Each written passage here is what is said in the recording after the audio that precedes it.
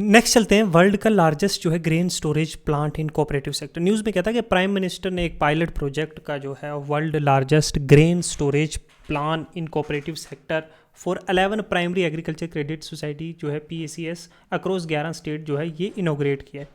क्या है ये वर्ल्ड लार्जेस्ट जो है grain storage plan in cooperative society? देखो, मिनिस्ट्री ऑफ कोऑपरेशन जो है नोडल मिनिस्ट्री है, पर्पज़ है एस्टेब्लिश करने कुछ decentralised storage facility at PACS level, मतलब प्राइमरी एग्रीकल्चर क्रेडिट सोसाइटीज़ के लेवल पे।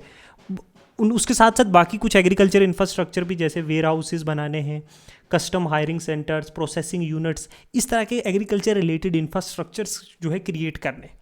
बेनिफिट क्या है PACS को? देखो, जो प्राइमरी एग्रीकल्चर क्रेडिट सोसाइटीज़ हैं वो उन्हें जो है उन्हें सब्सिडी मिलेगी, इंटरेस्ट सबवेंशन मिलेगा। इंटरेस्ट सबवेंशन तो पता है ना, कुछ इंटरेस्ट का माफ जो है लोन पे होता है ना। बेनिफिट मिलेगा फॉर कंस्ट्रक्शन ऑफ जो गोडाउन, स्टोरेज फैसिलिटीज़, वो बाकी जो एग्रीकल्चर इंफ्रास्ट्रक्चर को सेटअप करने के लिए।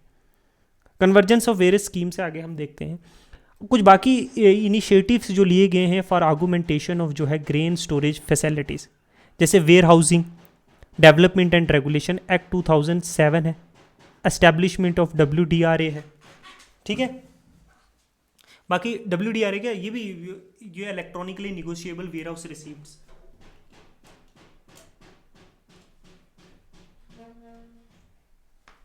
प्राइवेट जो है entrepreneur guarantee schemes for private participation के लिए, national policy of handling storage and transportation जो फूड ग्रेन का 2000, ये कुछ बाकी इनिशिएटिव्स हैं जो ग्रेन्स को, जो अनाज है उसको स्टोरेज करने के लिए, समझे।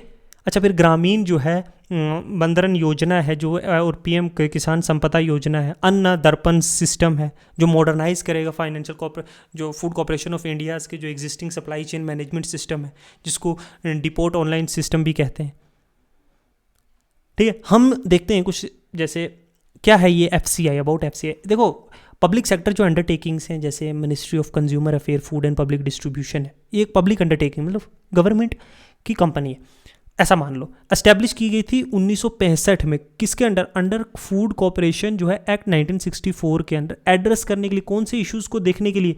जो ग्रेन्स की शॉर्टेज थी, स्पेशली जो वीट की शॉर्टेज थी। अब स्टेट जो है, स्टेट्स समझते हो ना, स्टेट्स वो परचेज करेंगी, स्टेट्स जो है वो क्या करेंगी, वो परचेज करेंगी राइस, कहाँ से? फूड कॉर्पोरेशन ऑफ इंडिया से, अंडर OMSS, ओपन मार्केट जो है ना, OMSS जो है डोमेस्टिक, विदाउट पार्टिसिपेशन, बिना ऑक्शन में पार्टिसिपेट करने के, फ्रॉम अगस्त 2014, मतलब डायरेक्टली परचेज करेंगे। OMS क्या है? डोमेस्टिक। देखो, ये एक offering of food grains, wheat and rice एक ओपन मार्केट में at prices, at open market, जो मार्केट का प्राइजेज है उसके रेट के हिसाब से फिक्स, जो मिनिस्ट्री ऑफ कंज्यूमर अफेयर के द्वारा फिक्स किया गया है, फूड एंड पब्लिक डिस्ट्रीब्यूशन के द्वारा थ्रू ऑक्शन। इसका एम है कि कंट्रोल करने के लिए प्राइजेस मार्केट में, और एम इन्फ्लेशन जो महंगाई है उससे बचने के लिए, ठीक है। फूड कॉर्पोरेशन ऑफ इंडिया जानते हो आप, जो MSME, जो MSP मिनिमम सपोर्ट प्राइस पे जो है किसानों से डायरेक्टली जो है खरीदती है, ये चीज़ें हैं, ठीक है। नेक्स्ट चलते हैं, national mission on edible oil seed, N, ये याद रखना है, NMEO, ये क्या? नेशनल मिशन ऑन जो है ईडेबल ऑयल, इसमें ऑयल सीड, ईडेबल ऑयल्स में बाकी भी आते हैं लेकिन ऑयल सीड्स। देखो, यूनियन कैबिनेट ने अप्रूव किया है national mission on edible oil seed जो है NMEO ऑयल सीड्स, कहाँ से? फ्रॉम 2024-25 से लेकर 2030, 5 ईयर्स का है ना। तो ईडेबल जो ऑयल सेक्टर है इंडिया में, उसका अगर हम देखें प्रोडक्शन, तो इंडिया में सिर्फ 15 से 20% जो है ग्लोबल ऑयल सीड एरिया है, लेकिन 6 to 7% जो है वेजिटेबल ऑयल प्रोडक्शन, 9 to 10% जो टोटल प्रोडक्शन है। अगर ग्लोबल स्टेटस देखें तो इंडिया चौथा लार्जेस्ट ग्लोबल ईटेबल जो वेजिटेबल ऑयल सेक्टर है, 4th लार्जेस्ट, US, चाइना और ब्राज़ील के बाद। ट्रेड की देखें तो इंडिया जो है सबसे ज़्यादा, हम प्रोडक्शन में है 4th में, लेकिन हमारे यहाँ कंजम्पशन भी बहुत होता है ईटेबल ऑयल का, इसलिए इंडिया जो है लार्जेस्ट इंपोर्टर है। सबसे ज़्यादा हम लोग जो है ईटेबल ऑयल जो है वेजिटेबल ऑयल्स का जो है इंपोर्ट करते हैं, वो चाइना से, US से। पाम ऑयल जो है वो अकाउंट करता है 59%, फॉलोड बाई सोयाबीन, सबसे ज़्यादा पाम ऑयल करते हैं 59%, फिर सोयाबीन करते हैं, फिर जो है सनफ्लावर 16%। तो ये मल्टीपल जो है इस तरीके से हमारा चलता है। अगर हम national mission on edible oil का देखें, ऑयल सीड का, तो ये मिशन इसलिए लाया गया ताकि हमारा जो इंपोर्ट बिल है उसको हम कम कर सकें, जो ट्रेड डेफिसिट चल रहा है ईडेबल ऑयल का उसको हम कम कर सकें। हम प्रोडक्शन में चाहे 4th नंबर पे हैं, बट फिर भी हमारा कंजम्पशन इतना ज़्यादा है कि हमें वो बहुत ज़्यादा लार्ज क्वांटिटी में इंपोर्ट करना पड़ता है। टारगेट अगर देखें 2030-31 का, इसमें इंक्रीज करना है प्रोडक्शन, जो ऑयल सीड का, प्राइमरी ऑयल सीड का प्रोडक्शन है 69.7 मिलियन टन। कहाँ से? 39 मिलियन टन जो 2022-23 है, इससे 69 मिलियन पे जाना है। इंक्रीज करना है डोमेस्टिकली जो हमारे यहाँ कंट्री के अंदर एडिबल ऑयल का प्रोडक्शन फ्रॉम 25.45 मिलियन टन से मीट करना है 72% जो है हमारा प्रोजेक्टेड जो डोमेस्टिक रिक्वायरमेंट है, टुगेदर विद जो है जो national mission on edible oil है, ऑयल पाम है, उसके साथ जो है रिक्वायरमेंट जो है वो पूरी करनी है। एक्सपैंड करना है, हमें और एरिया जो है कल्टिवेशन के अंदर लाना पड़ेगा, additional 40 lakh Hector by targeting कौन सा, जो राइस और पोटैटोज़ के जो फैलो लैंड्स हैं, जो एरिया बचे हुए हैं, उनके ऊपर लगाने हैं ये ऑयल सीड्स।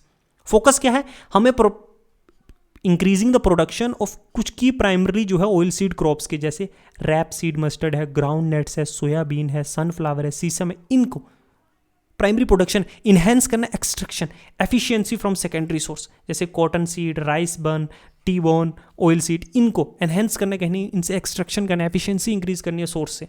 कुछ की फीचर अगर इस स्कीम की हम लोग देखें तो वो क्या है? सीड ऑथेंटिकेशन, देखो ट्रेसिबिलिटी एंड होस्टेलिट जो है इन्वेंट्री, जो साथी पोर्टल है, एक ऑनलाइन पोर्टल है for an online 5 year rolling seed plan for timely availability of seed. ये लेबल करेगा स्टेट्स को कि वो स्टैब्लिश कर सके एडवांस टाई अप्स विद जो है सीड प्रोड्यूसिंग एजेंसीज के साथ जो है एडवांस में एग्रीमेंट्स करेंगे, including cooperative society, farm producing organisation से, ठीक है। तो development 600 value chain clusters develop होंगे। फार्मर्स जो होंगे इन एरियाज़ में, इन क्लस्टर्स में, उनके पास एक्सेस होगा कि वो हाई क्वालिटी के उनको बीज मिल सके, है ना। उनको ट्रेनिंग मिलेगी कैसे गुड एग्रीकल्चर प्रैक्टिसेस को जो है अपनाएं, इन प्रोडक्शन को इंक्रीज़ करने के लिए, एफिशिएंसी इंक्रीज़ करने के लिए। एडवाइजरी सर्विसेज होंगी जो वेदर्स और पेस्ट मैनेजमेंट के ऊपर, उनसे कि किस तरह से पेस्ट कंट्रोल करें, कैसा वेदर है उसके लिए एडवाइजेज लेने के लिए, ठीक है।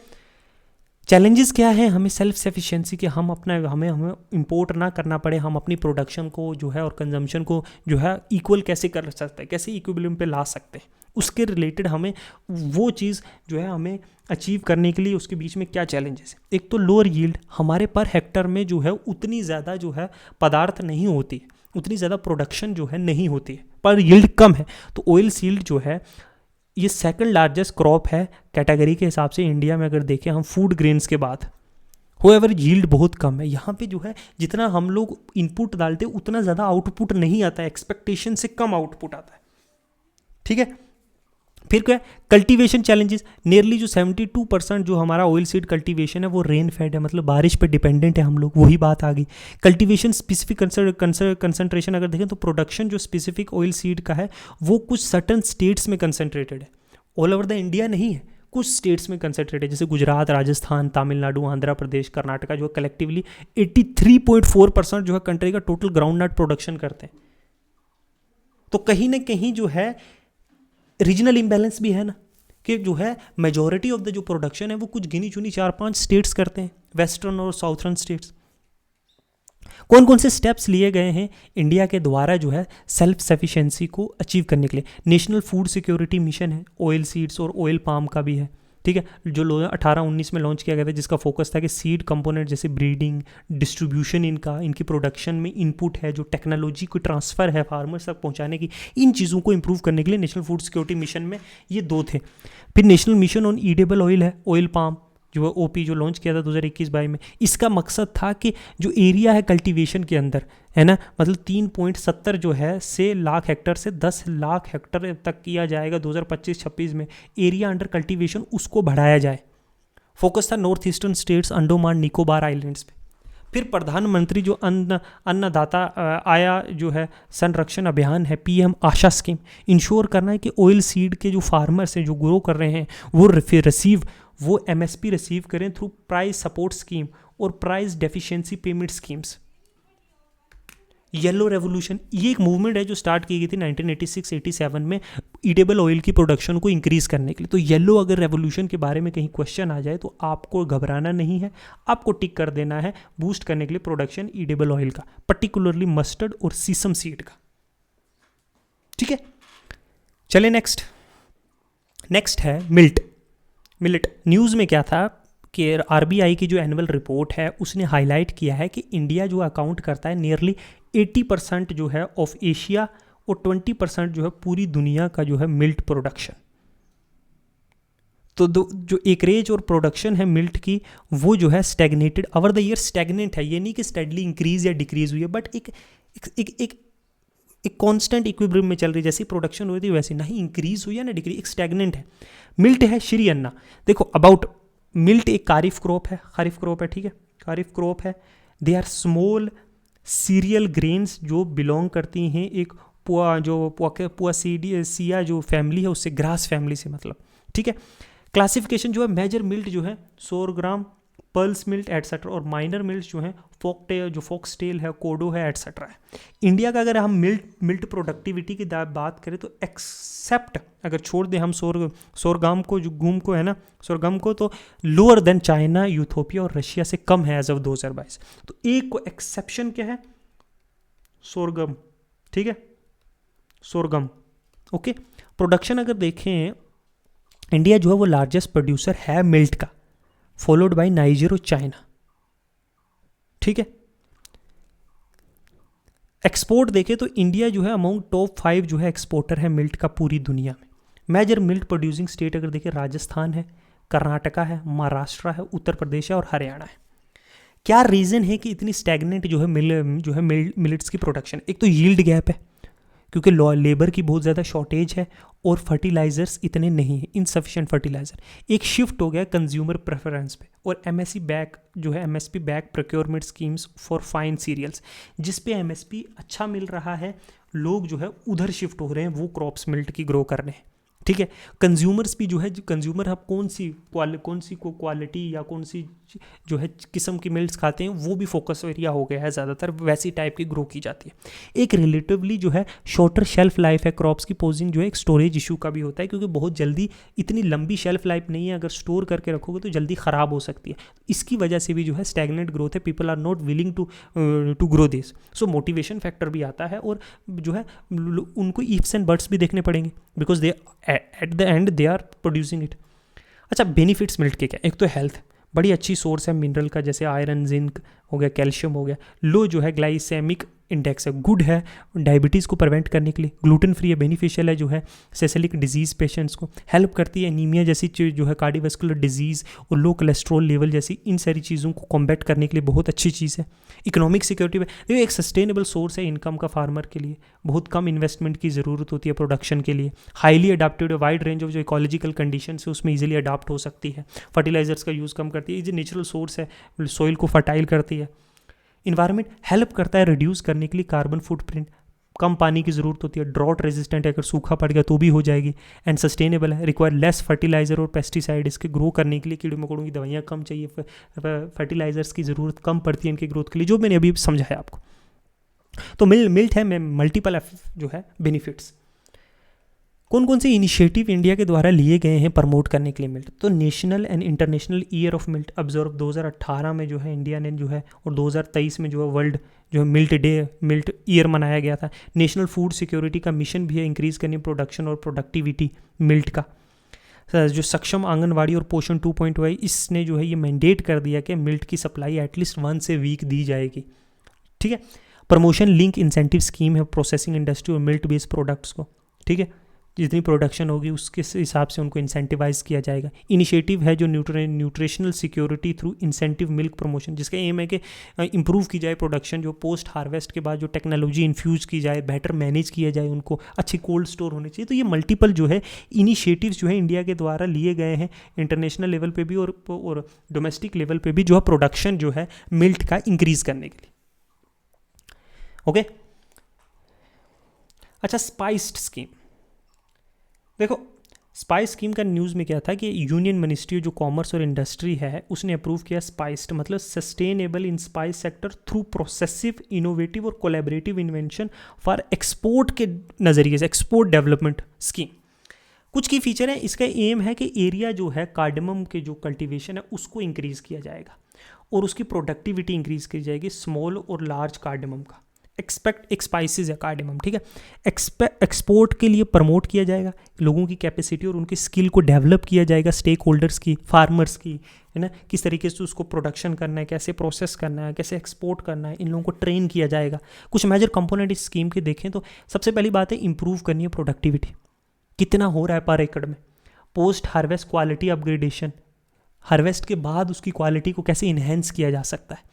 मार्केट एक्सपेंशन है, फॉर ट्रेड के लिए प्रमोट करना है, टेक्नोलॉजीज़ को इन्फ्यूज़ करना है टाइमली, ठीक है, use of technologies, better management के लिए रिसर्च और कैपेसिटी बिल्डिंग है, स्किल को डेवलप करना। इंप्लीमेंटेशन अगर देखें तो ड्यूरिंग द रिमेनिंग टर्म जो 15 फाइनेंस कमीशन का 2000 फ्रॉम 23-24 से 25-26 तक, इस पीरियड में जो है स्पाइस स्कीम को जो है लॉन्च किया जाएगा। किसके द्वारा? Union ministry commerce and industry, ठीक है। स्पाइस्ड कार्डेमम जो है अगर देखें ये कमर्शियली कल्टीवेट किया जाता है for its dry fruit capsules. Small cardamom जो है नेटिव इंडिजेनस इंडिया में होता है, एवरग्रीन फॉरेस्ट जो है वेस्टर्न घाट और साउथ इंडिया में। मेजर जो प्रोडक्शन है स्मॉल कार्डेमम की वो केरला, कर्नाटका और तमिलनाडु में होती है। अगर हम देखें फेवरेबल कंडीशन जो है, थिक शेडी एरियाज होने चाहिए, लूमी सॉइल होनी चाहिए जो यूजुअली एसिडिक होती है, एलिवेशन 600 से 1500 मीटर होना चाहिए समुंदर से, ड्रेनेज सिस्टम अच्छा होना चाहिए, पानी जो है एक जगह पे इकट्ठा नहीं होना चाहिए। लार्ज कार्डेमम की देखें तो डिस्ट्रीब्यूशन जो है सब हिमालयन रीजन जो नॉर्थ ईस्टर्न है, नेपाल है, भूटान है, इन एरिया में फेवरेबली जो है एवरेज जो है 3000 से 3500 mm जो है बारिश होनी चाहिए और स्प्रेड ओवर 200 दिनों में। टेम्परेचर जो है 6 से 30 डिग्री सेल्सियस। स्पाइस इंडस्ट्रीज अगर इंडिया में देखें तो इंडिया जो है वर्ल्ड का लार्जेस्ट प्रोड्यूसर है, कंज्यूमर है और एक्सपोर्टर। प्रोड्यूस भी सबसे ज़्यादा करता है, कंज्यूम भी हम सबसे ज़्यादा स्पाइसेस करते हैं और एक्सपोर्ट भी हम सबसे ज़्यादा करते हैं। जैसे चिल्ली, क्यूमन, टर्मिक जो है, जिंजर है, कोरिएंडर है, ये अराउंड 76% जो है हमारा प्रोडक्शन है स्पाइसेस का इनमें ही, ठीक है।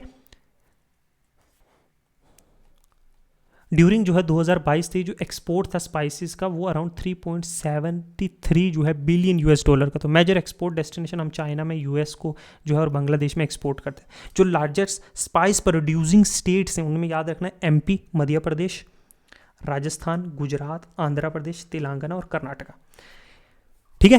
तो स्पाइस बोर्ड ऑफ इंडिया कहाँ है? 1987 में स्थापना हुई थी अंडर स्पाइस बोर्ड जो है एक्ट 1986। मिनिस्ट्री ऑफ कॉमर्स और इंडस्ट्री क्या है? एक ऑटोनॉमस रिस्पॉन्सिबल बॉडी है जो एक्सपोर्ट को प्रमोट करता है 52 जो है शेड्यूल्ड स्पाइसेस में और डेवलपमेंट ऑफ कार्डेमम में। तो कौन सा है? Spices board of India. कब स्टैब्लिश हुआ? 1987 में। हेडक्वार्टर कहाँ है? कोचीन, केरला में। तो स्पाइसेस से कार्डेमम से याद रखना केरला, साउथ, ठीक है। तो हमने मिलेट्स पढ़े, हमने जो है स्पाइसेस पढ़े। नेक्स्ट चलते हैं हम पल्सेस की ओर। पल्सेस का न्यूज़ में था कि इंडिया का जो है पल्सेस इंपोर्ट जो है फिजिकल ईयर में वो 84% ऑन एन ईयर हाईएस्ट है, ईयर टू ईयर बेसिस पे, ठीक है। 4.5 जो है मिलियन मेट्रिक टन्स जो है पिछले 6 साल में हमने इंपोर्ट किया है। पल्सेस अगर इंडिया का स्टेटस देखें तो इंडिया लार्जेस्ट कंज्यूमर और इंपोर्टर है पल्सेस का ग्लोबली। मेजर जो पल्सी प्रोड्यूसिंग स्टेट है, मध्य प्रदेश नंबर 1 पे आता है, राजस्थान, महाराष्ट्र, उत्तर प्रदेश और कर्नाटका। अगर प्रोडक्शन की देखें ग्राम कंट्रीब्यूट करता है अराउंड 40%, ठीक है, पल्सेस की प्रोडक्शन, फॉलोड बाय तूर और अरहर, ठीक है, 15 से 20%, ठीक है। मेजर जो पल्सेस है चिक पीस, ग्राम जिसको बोलते हैं, पिजन पी जिसको तुर या अरहर बोलते हैं, मंग बीन्स है, उड़द बीन्स हैं जिसको ब्लैक ग्राम बोलते हैं, lentils, peas and various other kinds of beans भी अब जो माइनर पल्सेस में आते हैं। इंडिया जो है मेनली कहाँ से इंपोर्ट करता है पल्सेस? तो ऑस्ट्रेलिया है, कनाडा है, रशिया, तुर्की, तंजानिया, सूडान जो है, मोजम्बिया का और मालावी और म्यांमार। जो मेजर एक्सपोर्ट डेस्टिनेशन है बांग्लादेश, चाइना, यूएई, यूएस और नेपाल। ये पल्सेस का पूरा जो है हम लोगों ने देखा कंडीशन स्टेटस इंडिया। क्यों ज़रूरी है पल्सेस? न्यूट्रिशन वैल्यू है क्योंकि 15 पल्सेस जो 15 से 20% प्रोटीन है बाई वेट और रिच हैं सोलेबल फाइबर्स में।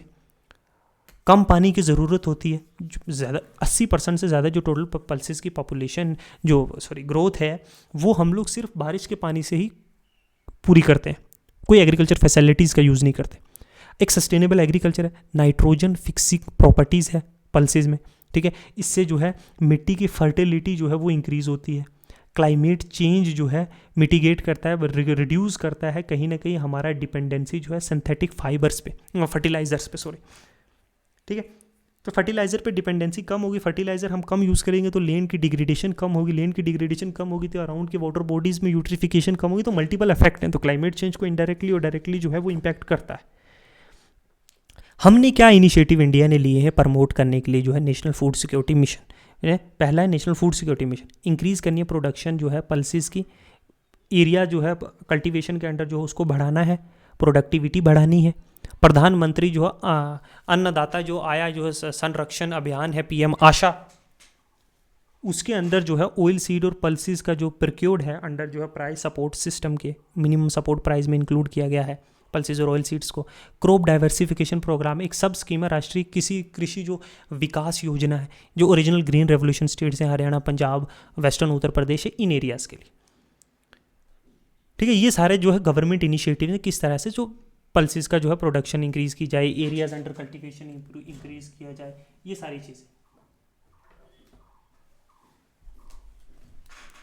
ठीक है, नेक्स्ट अगर हम चले हैं तो नेक्स्ट क्या है, जूट के बारे में।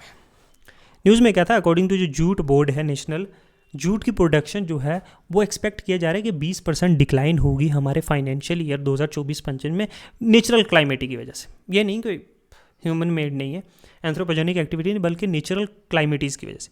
क्या है जूट? जूट एक नेचुरल फाइबर है जो ग्रो मेजॉरिटी जो है मेजरली जो है ईस्टर्न पार्ट जो इंडिया के सब कॉन्टिनेंट में, चाहे वो वेस्ट बंगाल है, बिहार, असम, उड़ीसा, त्रिपुरा, इन एरियाज़ में किया जाता है। अच्छा, राइटिंग, जूट फाइबर जो है is लूजन from the woody core using एक माइक्रोबियल प्रोसेस है जिसको हम रेटिंग कहते हैं। तो रेटिंग याद करना, एक माइक्रोबियल प्रोसेस है जिससे हम जूट्स को जो है वो अलग करते हैं या लूजन करते हैं, जो लकड़ी का एक कोर एरिया होता है जो क्रॉप का, उससे। कौन कौन सी क्लाइमेटिक कंडीशन चाहिए जूट की जो है कल्टीवेशन के लिए? सबसे बड़े 15 से 34 डिग्री के बीच में गर्म और एक नमी वाला ह्यूमिड क्लाइमेट होना चाहिए जो ज़्यादातर सूटेड है इस टाइप के क्रॉप के लिए। रेनफॉल की देखें तो वेल डिस्ट्रीब्यूटेड रेनफॉल होनी चाहिए, over 2500 mm spread over vegetable growth period of crops, है ना। मीन जो रिलेटिवली ह्यूमिडिटी 65% रिक्वायर्ड है। लूमी एलोवियल जो सॉइल है वो ज़्यादातर सूटेड है, वाइल लेटराइट और जो ग्रेवल सॉइल भी है वो सूटेड नहीं है जूट की प्रोडक्शन के लिए। अबाउट जूट इंडस्ट्रीज, इंडिया का जो है, इंडिया की लीडिंग जूट जो है गुड्स प्रोड्यूसिंग कंट्री है पूरी दुनिया में, अकाउंट करती है 70% ऑफ द जो एस्टिमेटिव वर्ल्ड प्रोडक्शन। ये वन ऑफ द मेजर जो इंडस्ट्री है इन ईस्टर्न रीजन, इंक्लूडिंग जो है वेस्ट बंगाल में 73%। अराउंड 90% प्रोडक्शन जो जूट की है वो हमारे यहाँ लोकली ही कंज्यूम हो जाती है, तो इतना ज़्यादा हम लोग एक्सपोर्ट नहीं करते। इसकी ग्रोथ के लिए भी गवर्नमेंट ने इनिशिएटिव लिए, जैसे नेशनल जूट बोर्ड है जो कंस्टिट्यूट किया गया था नेशनल जूट बोर्ड एक्ट 2008 के accordingly. It is mandated for the development of cultivation, manufacturing और मार्केटिंग। ये बोर्ड रिस्पॉन्सिबल है इसकी प्रोडक्शन, इसकी कल्टीवेशन, इसकी मार्केटिंग जूट की और जूट की प्रोडक्शन से सब चीज़ों से रिलेटेड।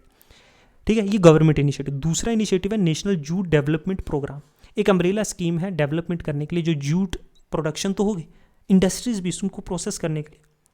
इसके साथ एक और है जो है प्रोडक्शन लिंक इंसेंटिव से जूट डाइवर्सिफिकेशन स्कीम। एम है कि जो जूट की जो डाइवर्सिफिकेशन स्कीम्स के जो कॉस्ट हैं कम्पिटेटिव ग्लोबली, ताकि हम लोग प्राइजेस वैसे रख सकें ताकि हम ग्लोबली भी कम्पीट कर सकें। एस्टैब्लिश किया था जूट कॉर्पोरेशन ऑफ इंडिया 1971 में एज प्राइस सपोर्ट एजेंसी।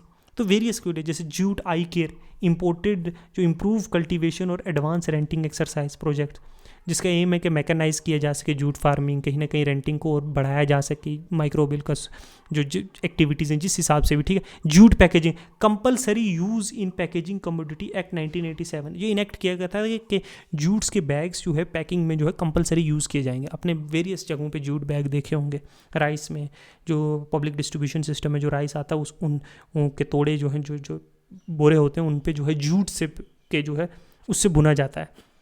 ठीक है, तो उन बैग्स में आता है, तो ये कंपलसरी जो है पैकेजिंग सिस्टम के अंदर आता है। तो ये मल्टीपल इनिशिएटिव्स जो हैं which are taken by governments to improve the cultivation and further their production, consumption and everything. ठीक है,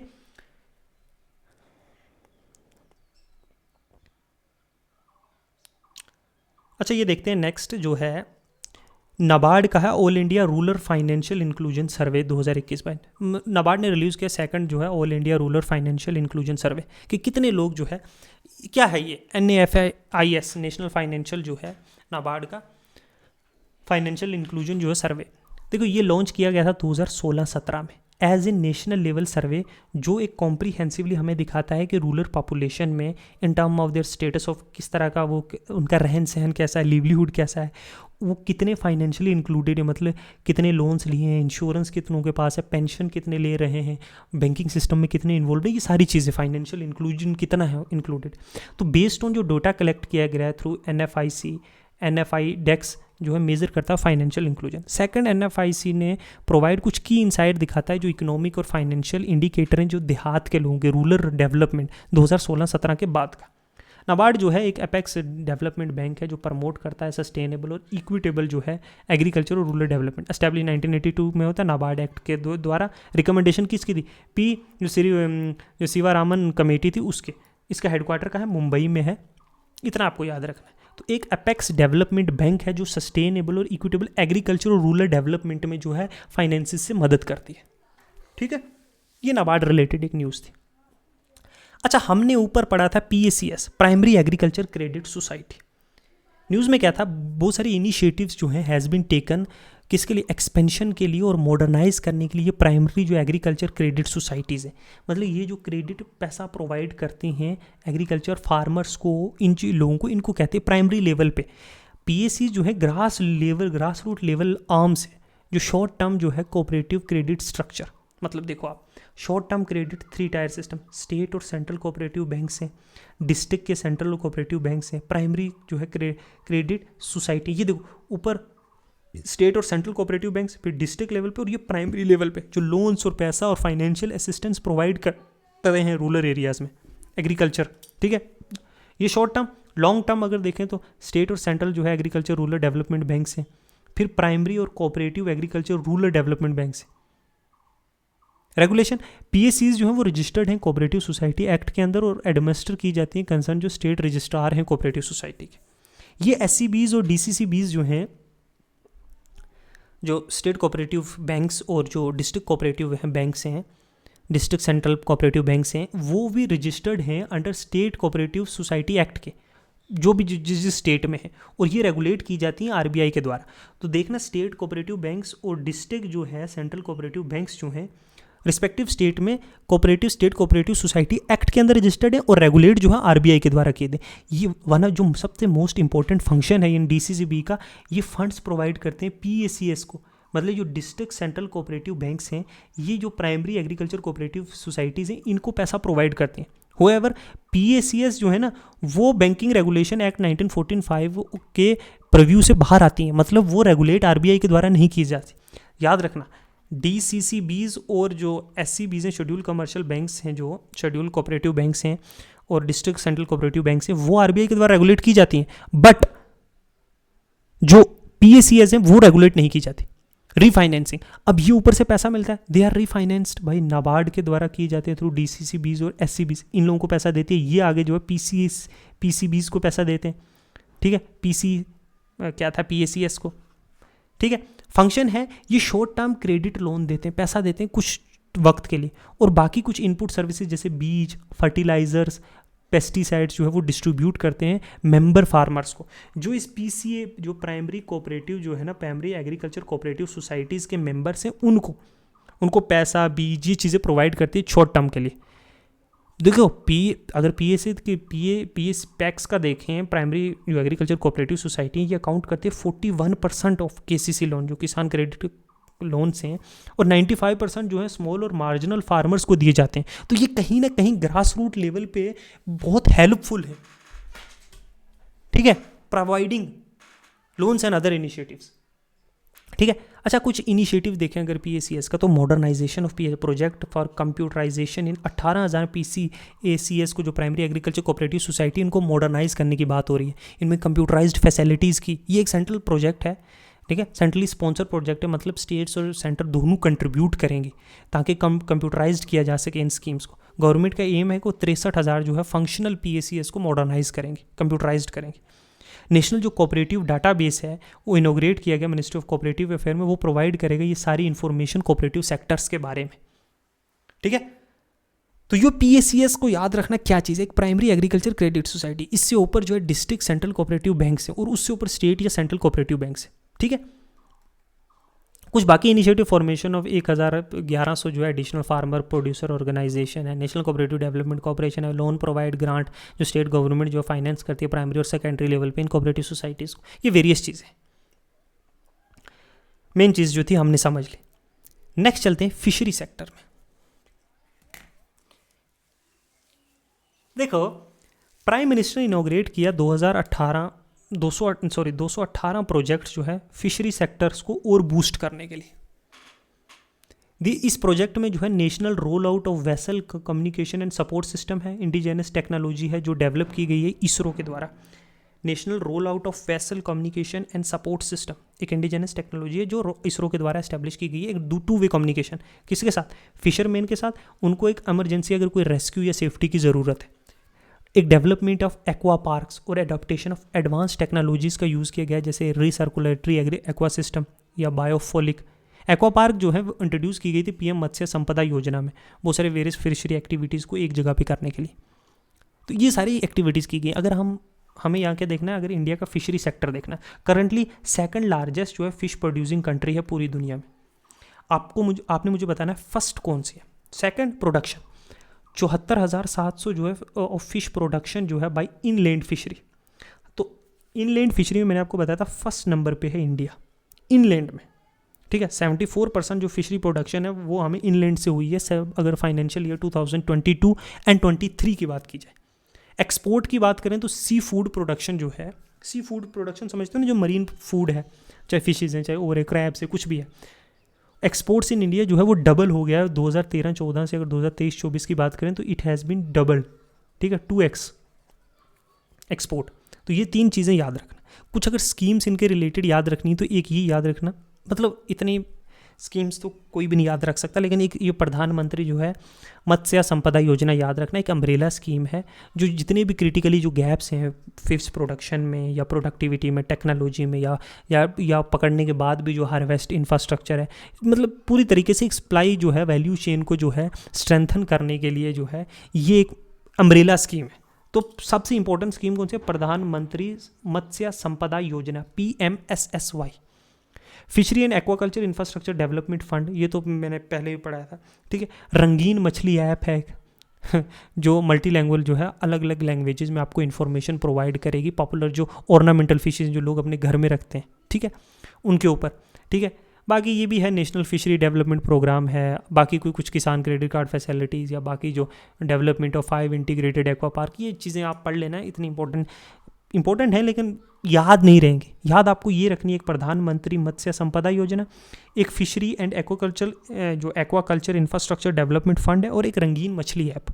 ये चीज़ें याद रख लेना, ठीक है। सीवीड फार्मिंग, अच्छा ये क्या है? न्यूज़ में क्या था कि नीति आयोग ने पब्लिश किया एक रिपोर्ट स्ट्रेटेजी किस तरीके से सीवीड जो है, सीवीड इज सी ग्रास समझ लो आप, वैल्यू चेन। सीवीड जो है farming, seaweed are the numerous जो अलग अलग टाइप के मरीन प्लांट्स और माइक्रो एल्गेज हैं जो रिवर्स में, लेक्स में और बाकी जो पानी की वाटर बॉडीज़ हैं उनमें जो है ये उगते हैं। अब कल्टीवेशन जो है इनका उगाना भी एक पार्ट है एक्वाकल्चर का। फिशिंग और एक्वाकल्चर सेक्टर जो है कंट्रीब्यूट करता है 1.5% ऑफ GDP। सिग्निफिकेंस है सीवीड फार्मिंग है, इकोनॉमिक एक वैल्यूएबल है फॉर बायो एक्टिविटी कंपोनेंट, जैसे एप्लीकेशंस इन फूड में, बहुत सारे फार्मास्यूटिकल कंपनीज में, मेडिसिन में, दवाइयों में, खाने में, इन सीवीड्स का यूज़ होता है। इन्वायरमेंट इंपॉर्टेंट रोल प्ले करते हैं कार्बन को सिक्वेस्ट्रेशन में और क्लाइमेट रेजिलियंस में, in fight in climate change में भी ये इंपॉर्टेंट है। तो गवर्नमेंट में वही मैंने आपको जो एक बताया कि PM संपदा योजना है, मत्स्य संपदा योजना, जिन्हें टारगेट किया कि 1 मिलियन टन जो है सीवीड की प्रोडक्शन होगी पर ईयर बाई 2022 से। एक एक्सपर्ट कमेटी जो है डॉक्टर VK जो है सरवत जो है नीति आयोग के, उनको बनाई गई है जो ड्राफ्ट पॉलिसी बनाई है किस तरह से डेवलपमेंट किया जाए सीवीड का वैल्यू चेन में, ठीक है। इंडिया में ऑफशोर कल्टीवेशन अंडोमान रीजन में स्टार्ट किया by national institute of ocean technology ने, Atal centre for ocean science and technology for island. अच्छा, डेवलपमेंट किया गया GIS बेस जो है पोर्टल का, ताकि मैप की जाए कल्टीवेशन साइट्स को कहाँ कहाँ सीवीड की प्रोडक्शन होती है।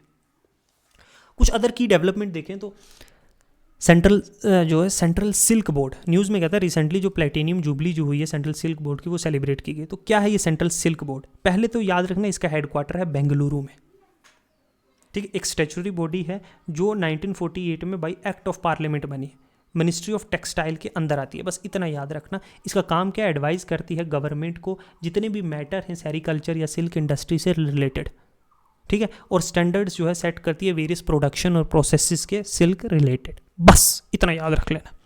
हेडक्वार्टर याद रखना कहाँ, बेंगलुरु में है, through an act of parliament बनी है 1948 में, मिनिस्ट्री ऑफ टेक्सटाइल के अंदर आती है। अगर हम सिल्क प्रोडक्शन की बात करें तो इंडिया जो है सेकंड लार्जेस्ट सिल्क प्रोड्यूसर है पूरी दुनिया में। 42% जो है ग्लोबल प्रोडक्शन जो है वो इंडिया करता है। कर्नाटका कंट्रीब्यूट करता है 32% टोटल सिल्क प्रोडक्शन में, followed by Andhra Pradesh. Silk produce India produce करता है सारी वेराइटीज़, मलबरी, एरी, तसर, मूगा, सब वेराइटीज़ ऑफ सिल्क का प्रोड्यूस। तो कहाँ क्या याद रखना है, second largest producer of silk Karnataka जो है वो सबसे ज़्यादा प्रोड्यूस करता है। तो 42% ग्लोबल जो है सिल्क हम प्रोड्यूस करते हैं, जिसमें से अलोन 32% कर्नाटका में ही होती है। इंडिया सब वेराइटीज़ ऑफ सिल्क जो है प्रोड्यूस करता है, ठीक है। ये है, देखो ये एक बात याद रखना, ये एक इंस्टीट्यूशन है Indian council of agriculture and research, ICAR, जो national institute of secondary agriculture, NISA और ICAR बड़े इंपॉर्टेंट इंस्टीट्यूशन। न्यूज़ में क्यों था, ICAR और national institute of secondary agriculture ने सेलिब्रेट किया 100 ईयर अपने एस्टैब्लिशमेंट का। क्या है ये ICAR नीसा? ऐसे नीसा जो एस्टैब्लिश किया गया था 1924 में as a national institute for rural जो है resins and gums, Ranchi Jharkhand में। ये 2022 में इसको रीनेम किया गया ICAR नीसा, और ये मिनिस्ट्री ऑफ एग्रीकल्चर और फैमिली वेलफेयर के अंडर आता है। सेकेंडरी एग्रीकल्चर इंक्लूड करता है जहाँ वैल्यू ऐड किया जाता है प्राइमरी एग्रीकल्चर प्रोडक्ट में। मतलब अगर फॉर एग्जांपल कोई एग्रीकल्चर प्रोड्यूस है, ठीक है, जैसे शुगर केन से, एक एग्जांपल देते हैं, शुगर केन से जो है शुगर बनाई जाती है, शुगर केन होती है ना, उससे शुगर, जागरी, ये चीज़ बनाई जाती है, तो वैल्यू एडिशन हुई है कि नहीं? शुगर केन 1 kg सस्ता होगा कि 1 kg जागरी या फिर शुगर सस्ती होगी? तो value addition secondary agriculture include करता है जहाँ वैल्यू ऐड की जाती है जो प्राइमरी प्रोडक्ट है, एज वेल एज बाकी कुछ रिलेटेड एक्टिविटीज़ जैसे बी कीपिंग, पोल्ट्री फार्मिंग है, एग्रीकल्चर टूरिज्म है, ये सब सेकेंडरी एग्रीकल्चर में आता है।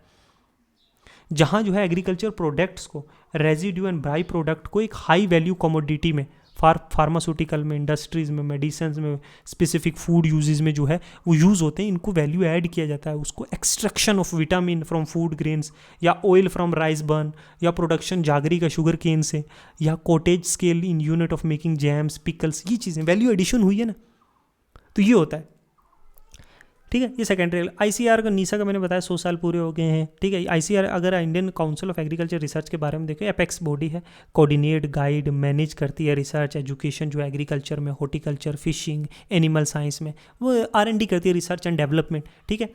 जेनेसिस हुआ था इंडियन इंपीरियल जो काउंसिल ऑफ एग्रीकल्चर रिसर्च था, एस्टैब्लिश किया था 16 जुलाई 1929 में, एक रजिस्टर्ड सोसाइटी की तरह, अंदर सोसाइटी रजिस्ट्री एक्ट 1980 जो था तब अंग्रेज़ों के टाइम पे, ठीक है। ये रिकमेंड किया गया था by royal commission on agriculture 1928 में। स्टेटस, ये एक ऑटोनोमस ऑर्गेनाइजेशन है under the development of agriculture research and education, DARE, ministry of agriculture, headquarter new Delhi में, ठीक है। तो ये सारी चीज़ें जो है हमने एग्रीकल्चर सेक्टर के बारे में अप्रॉक्सीमेटली जो है बहुत सारी चीज़ें देखी है, जिसमें हमने सीवीडी फार्मिंग के बारे में समझा क्या है, हमने फिशरी सेक्टर के बारे में समझा क्या है, हमने primary agriculture credit society PACS क्या होते हैं, नाबार्ड क्या है, हालांकि नाबार्ड के बारे में हमने पहले ही पढ़ा, जूट के बारे में पढ़ा, कौन से एरियाज़ में हाईएस्ट होता है, फिर पल्सेस के बारे में देखा, कहाँ प्रोडक्शन ज़्यादा होती है, कितना एक्सपोर्ट है, कितना ट्रेड है, क्या इसके फ़ायदे हैं, कैसे ये कॉम्बैक्ट कर सकता है क्लाइमेट चेंज को। स्पाइसेस की स्कीम्स देखी हमने, स्पाइसेस की, मिल्ट के बारे में देखा 2019 और 18 को कैसे इंटरनेशनल और इंडिया को जो है मिल्ट ईयर सेलिब्रेट किया गया। फिर जो है national mission on edible oil देखा हमने, कौन सा वाला, ऑयल सीड्स का, पाम ऑयल का नहीं, ऑयल सीड का। फिर world largest grain storage plan जो कोऑपरेटिव सेक्टर में, अच्छा। फिर हमने एग्रीकल्चर एक्सपोर्ट पॉलिसी देखी, अच्छा। फिर हमने मिनिमम सपोर्ट प्राइस के बारे में समझा बहुत डिटेल में। तो ये सारी चीज़ें जो है आज के लेक्चर में हम लोगों ने की, ठीक है।